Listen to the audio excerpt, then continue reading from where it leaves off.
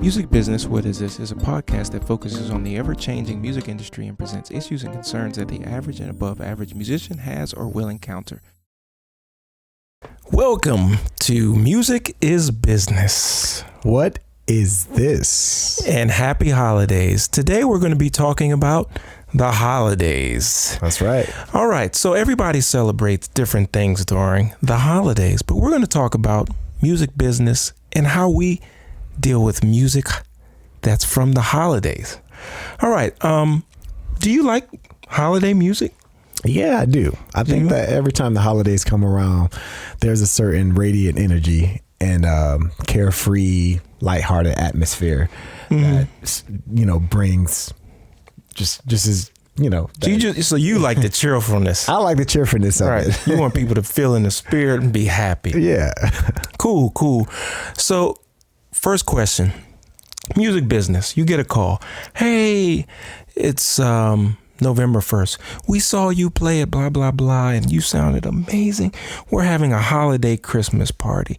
Can you make it? It pays blah, blah, blah. It's 1 hour. We're looking for vocalists with a trio. What do you say? Well, I'd love to do the gig. Mm-hmm. I'm always down for playing music, whether it's holiday music or not. So if they come to me specifically to put together this band, then I would assess what I would need to do, the type of musicians I would need to put together. And So they say, it's a holiday party. We want it to be festive. It's inside the building. There's going to be 300 employees there.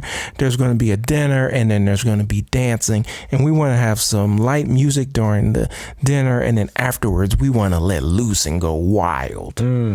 What does that mean to you? I have to put together probably a couple different sets. Okay, sets of music. Yeah, sets of music. Okay. And I'm assuming that you're going to put in some holiday music. Yes. Okay. So first of all, what qualities are you going to be looking for in the musician? Because the owner or the buyer has said a couple different things. We want music while we're eating, and then we want to let loose. Two complete different things. So how do you assess that when it comes to giving them what they're looking for? Yeah. How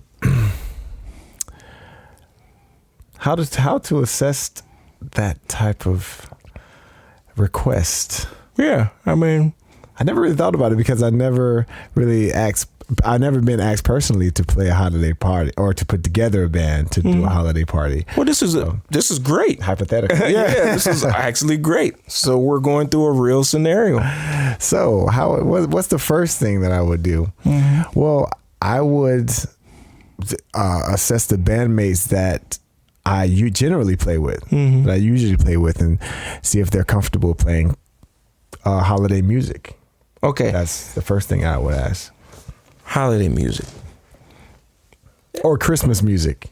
Well, holiday Christmas music. I mean, a holiday party doesn't necessarily mean Christmas music, right, depending on who you are and what your company celebrates. What about the musician? You said you're normal musicians. To me, the first thing I hear is company says we need music while eating and music to let loose, right? So you need to let loose. That would be dance music. You're going to have to go through your repertoire and figure out if you have some dance songs readily available to play. Exactly. So that could mean different qualities or different sets of musicians, but we're talking about a budget here. So what is natural for a band leader such as yourself to do? As far as budget? Well, they have a certain budget. They want certain music for the eating and other music to let loose. Yeah. So let's say they say we want jazz while we're eating, but then we want to let loose. We want party music. They want party music. Yeah. So you could use two different bands. Right. That's an option. Yeah. Would you do that? It would be an option depending on their budget. Why? Yeah. Then that would make me the curator. As a band leader, you have the option. I would have the option. Yeah. I think as a band leader, I mean, I love the experience of playing exploring, you know, all of the styles. So I would probably want to play a set of jazz music or like, you know, background music while people are eating, and play the party music. Okay, so that's what I'm trying to get to. The point of the budget is X. You could hire 2 different bands. They're not asking you for 2 different bands. They're just telling you during dinner, we want jazz. We want to let loose later on. Right. So one option is 2 different bands. It may not be the best financially, right? So you may want to consider what musicians can I hire that can do both. Right. Right. That's going to help you with communicating with less people, and it's going to help everybody with the budget. They can make more money. Yeah. I mean, that's just what it is. Yeah. So that's probably one of the first things you would consider after having that conversation or hearing that person say that. Right. That's important for everybody. Yeah. What else would you have to consider? Well, everything that you would consider, I guess, in a normal gig. You know, what would the pay? Okay. You have to consider what how big you want your band to be. They already said that though. They were pretty clear. Yeah, and a trio or a rhythm section. Okay, so it's a quartet. So I'd have to figure out the budget or my fee. And food. Okay, that's probably going to be included. Yeah. What about what you're wearing? Yes. Right. I know you guys can't see us for those who are listening to the podcast, but we have on holiday gear, and we encourage you to check us out on YouTube, because I've got on some funky glasses and he's got on a dope hat, and we have one cookie on the table. Just one. Just one. And this guy. Oh yeah, our friend. Let's call him Wilbur. Yeah. Okay. So yeah, check us out on YouTube if you want to see us dressed in our holiday gear. But back to the conversation. What will you be wearing? And you have to consider this because it's a holiday gig, right? Think how many bands you've seen at a holiday gig that, I don't want to say aren't dressed appropriately, but when you walk into a venue and you see a group and they're dressed in holiday gear, you say, oh, that's nice, right? Yeah. And if you don't, you just kind of say, oh, and that's it. Yeah. Right. And there's a lot of chances that the company may say, hey, could you wear something festive? So they're making a request without making a request. Yeah.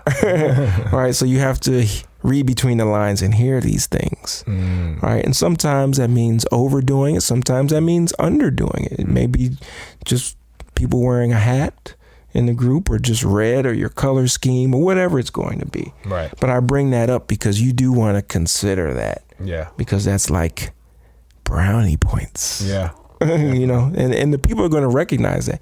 They're going to see you before they hear you. Yeah. You know, so you want to think about what are you wearing in this specific situation, because it's a holiday gig. All right. What else? Clothes. Man, I haven't really thought about this. And the holidays are approaching too. Yeah, they're coming up. They're coming up. Another aspect you may want to think about is, we stated earlier, we want happy tunes, right? It's the holidays. All holiday music is not happy, right? Right. And you have to consider that.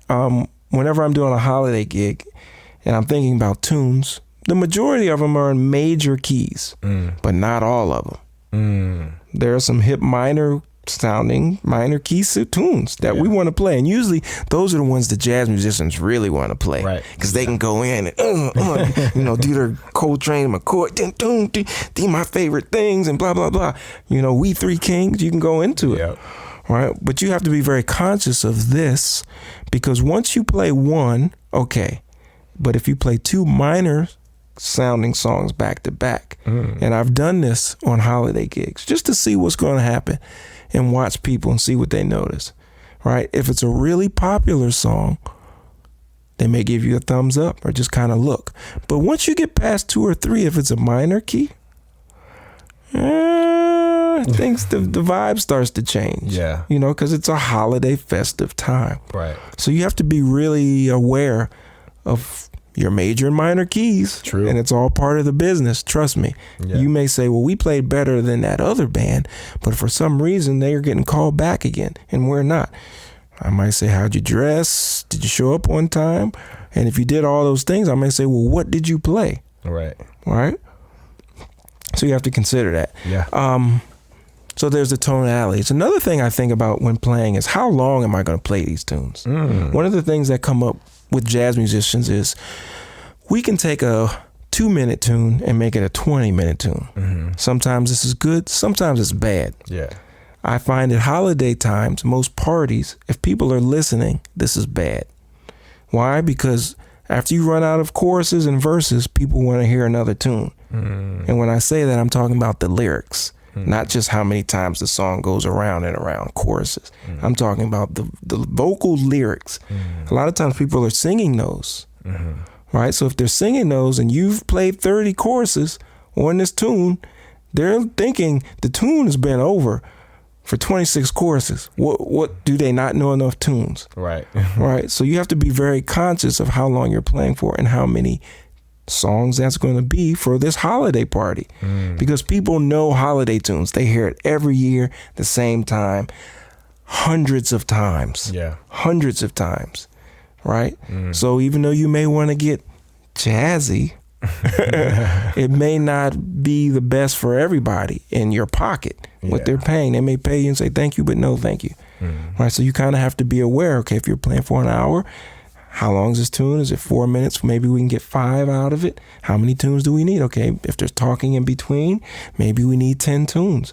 You better have 14 ready just in case, because they'll probably say, can you play a little bit longer? Right. The caterer's not ready, or the cookies aren't here, blah, blah, blah. So you got to be prepared for that. Yeah.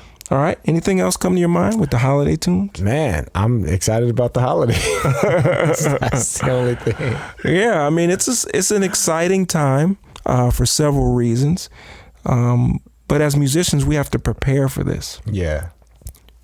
So usually, it's funny to me because all of us have heard a lot of these holiday tunes for years, but a lot of us haven't played them or avoid playing them. So we have to print out sheet music or put it on your iPad. Right.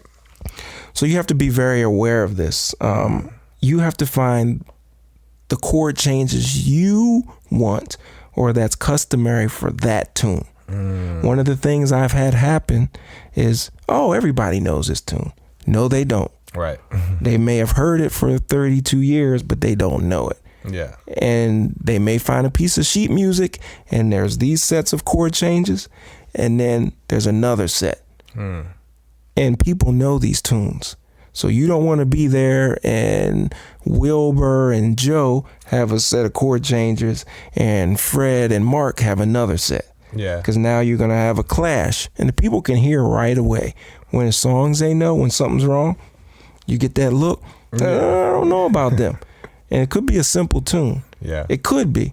And I definitely use the word could be because to me, there's a certain section or amount of holiday tunes that are relatively basic. And then there's a whole nother set that are not basic. There's a lot of 2-5-1s, different chord changes, tonalities, third and fourth endings. There's some complex holiday tunes, right? So to assume that everybody's going to know them, and I mean that means have under your fingers, is a really bad assumption. And I'm talking about even myself. There's some tunes I've been hearing for years, and I'd be like, oh, I never have actually played this part here. What is it? I can read it and play it, but when it comes time to actually playing it from memory, I'm like, whoa. It's a whole different. I have to actually go over this, right? And that reminds me of last year I did a arrangement of the Christmas song, and we did it in 7. So I think that's also. I think I was on that gig. You were on that, actually. And so I think the holidays is actually a good time for musicians to get their Christmas song chops up and maybe do a little bit of writing and arranging. It's a good time. You bring up an excellent point I hadn't thought about. Your holiday chops. When is too much too much? Like the gig we were on, and I specifically remember that when you said 7, I was like, wait a minute, I did that gig. Yeah. And I was like, oh shoot, this tune's in 7. On that gig, we could do that. Do you think we could get away with that in an office party? At a Christmas party? Yes. I don't think it would go as well at an office party. Okay. I think because the context of a jazz club is jazz and it's more explorative, I think it's better to do something like that, where you write a Christmas song in a different time signature or something like that. But I mean, I think not that it wouldn't, people might like it at a Christmas party. You might have some music lovers and that might be like, oh, that's interesting. I recognize this song. Right, but something's different about it. Yeah, they're not exactly sure. Right. And my point in bringing it up is to be aware of these things. What is your audience? Okay. Are they pretty traditional? Or are they, not traditional? You'll be able to get away with those things. So you have to consider that when you're putting the music together. Yeah. Like, okay, if you're putting together a set of 12 songs and 9 of them are in 7/4, this is going to be a problem. Right. Right. Now, if it's 2, okay, 3, if it's spaced out correctly, it could work. It could be great. Yeah. But there's certain things you're going to have to address when playing holiday music. Some of that you will have at your own disposal, your free will. Some of it you won't. Sometimes the people hiring you will say, oh yeah, my favorite tune is this. Take a cue. Like, what does that mean? Okay, favorite song. So you have to really address that. Anything else? Can't wait for the holidays. All right, guys. Today we talked a little bit about holiday music, how to address it in your world of music. My name's Richard Johnson. I'm Jeremiah Hunt. This is Music Business. What is this? Happy holidays, and we hope to see you again. Peace. This program is partially supported by a grant from the Illinois Arts Council Agency.